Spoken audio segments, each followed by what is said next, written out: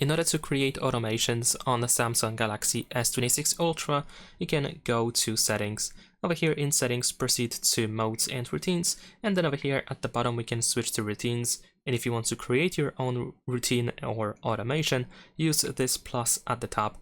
We need to choose the trigger, so what needs to happen in order to start the automation or routine. This can be anything from this list, and the list is quite long, so you can probably find many different options, and most likely you can find whatever you are looking for.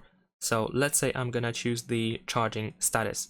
So let's say if I start charging with my USB cable, and then I can decide what should happen when I connect the cable once I start charging my phone. We have some additional suggestions, of course, that you can use, but we can scroll down, of course, in order to go through all of these different options that you might want to use. So let's say I'm gonna go to display over here, and I'm gonna switch to the dark mode. So I'm gonna choose dark mode over here, and I'm gonna turn it on. So now, if I tap on save, of course, I can also change some of these additional options in here, like the name of the routine and the icon. I can tap on done. And now, since this automation is created, once I connect my USB cable, once I start charging the phone, I should automatically switch to the dark mode. So let's give it a try, actually. I'm gonna connect to the USB cable. There we go, and it should update right now.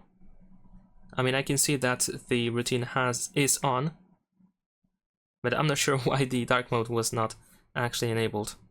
Okay, I figured it out. So in order to make it work, once I start charging, I need to turn off the phone and turn it back on. So yeah, now as you can see, we have the dark mode.